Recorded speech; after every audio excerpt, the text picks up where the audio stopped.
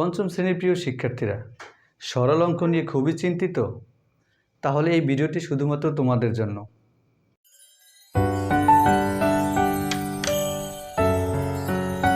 Hello viewers, আজকে আমি তোমাদের সাথে আলোচনা করব তোমাদের নতুন গণিত বইয়ের 20 পৃষ্ঠার যে হিসাবের ধারাবাহিকতার অঙ্কগুলো ছিল, এই অঙ্কগুলো নিয়ে।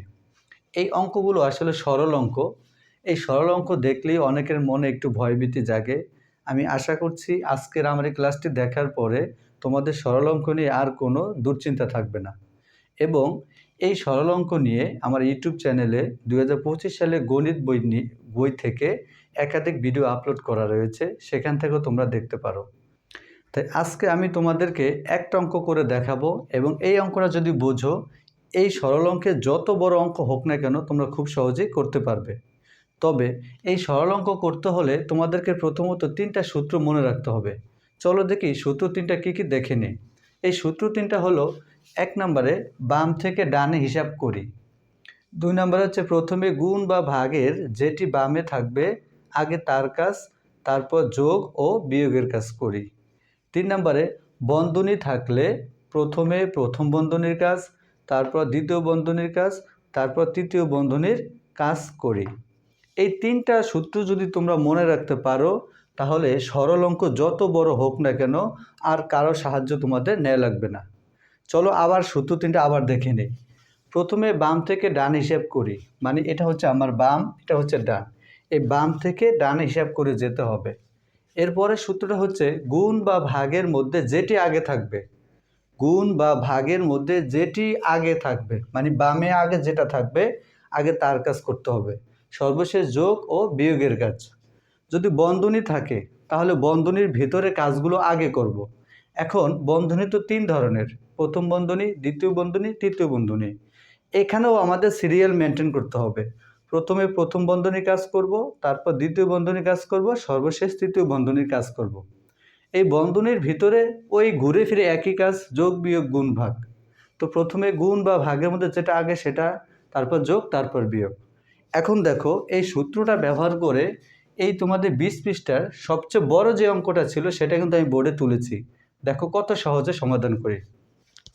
এখানে দেখো প্রথমে আমরা এখানে বন্ধনী আছে, এই অঙ্কটার ভিতরে যোগ বিয়োগ গুণ ভাগ এবং বন্ধনী, প্রথম বন্ধনী দ্বিতীয় বন্ধনী সবগুলি রয়েছে।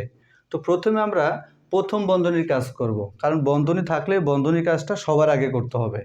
তো বন্ধনী 3 রকমের, প্রথম বন্ধনী, দ্বিতীয় বন্ধনী, তৃতীয় বন্ধনী। তো প্রথমে আমরা প্রথম বন্ধনী যেখানে যেখানে আছে সেই কাজগুলো করব। তাহলে প্রথম বন্ধনী বাদে বাকি যেগুলো আছে সেগুলো ওইভাবেই থাকবে। তাহলে 7 যোগ তৃতীয় বন্ধনী, দ্বিতীয় বন্ধনী, দেখো 45 ভাগ 9 যোগ 3 গুণ দ্বিতীয় বন্ধনী। এখানে দেখো প্রথম বন্ধনী রয়েছে, তাহলে প্রথম বন্ধনীর ভিতর কি আছে?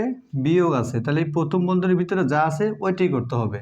তাহলে 12 থেকে যদি আমি 7 বাদ দিই তাহলে থাকে 5 গুণ 2 বিয়োগ 5, দ্বিতীয় বন্ধনী বিয়োগ 1, তৃতীয় বন্ধনী ভাগ 13। আমরা যার কাজটা করব ওইটা বাদে বাকিটা যেভাবে আছে সেভাবে বসে যাবে। এরপর দেখো আমরা এই দ্বিতীয় লাইনের ভিতরে প্রথম বন্ধনী নেই, আছে দ্বিতীয় বন্ধনী এবং তৃতীয় বন্ধনী। তো দ্বিতীয় ও তৃতীয় বন্ধনীর মধ্যে আগে আমরা দ্বিতীয় বন্ধনীর কাজগুলো করব। যেখানে যেখানে দ্বিতীয় বন্ধনী আছে ওই কাজগুলো আগে করব। তাহলে দেখো বাকিগুলো স্বাভাবিকভাবে আগের মতো বসে যাবে।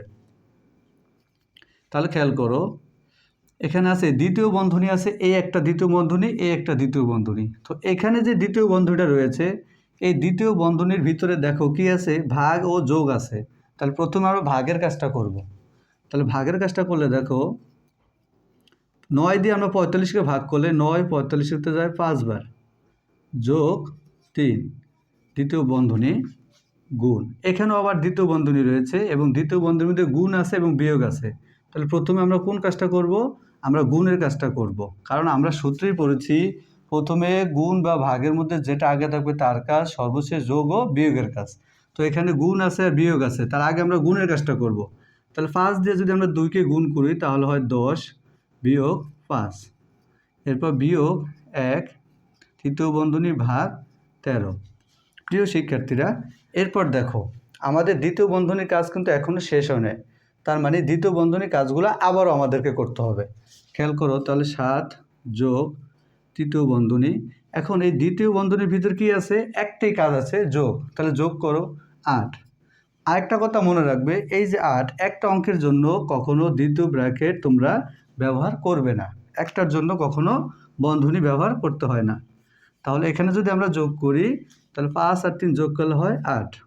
এরপরে দেখো গুণ চিহ্ন আছে, এখানেও একটা দ্বিতীয় বন্ধনী আছে, তাহলে দ্বিতীয় বন্ধনীর ভিতরে বিয়োগ আছে, তাহলে বিয়োগের কাজটা করবে।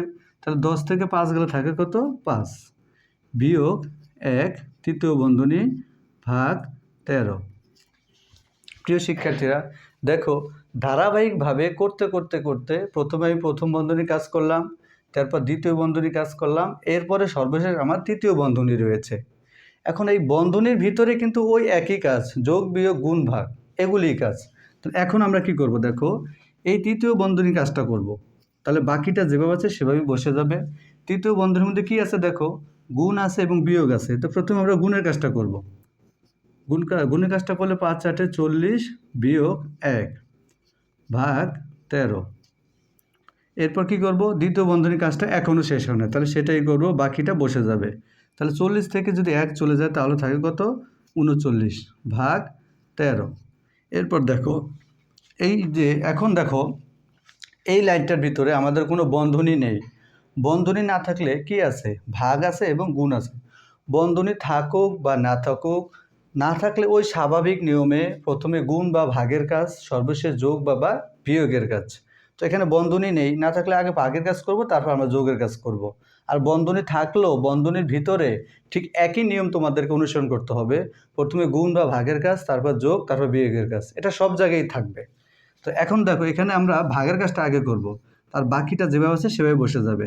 তাহলে 13 দিয়ে যদি আমরা 39কে ভাগ করি তাহলে 13তে 39 3বার যায়। এখন আছে দেখো কি যোগ, 7 আর 3 যোগ করতে হবে, তাহলে 7 আর 3 যোগ করলে হয় কত? 10। আর এটি হচ্ছে আমাদের উত্তর। আমাদের উত্তর হলো কত? 10।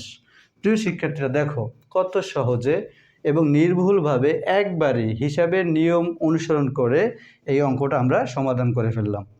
তোমরা যদি শুধুমাত্র এই 3টা কথা মনে রাখতে পারো তা তোমরাও এরকম করে খুব সহজে একবারে অঙ্কগুলো সমাধান করতে পারবে। যদি আমার ক্লাসগুলো তোমাদের ভালো লাগে তাহলে আশা করছি অবশ্যই সবাই লাইক, কমেন্ট, শেয়ার এবং সাবস্ক্রাইব করে আমার চ্যানেলটির সাথে থাকবে। ধন্যবাদ সবাইকে।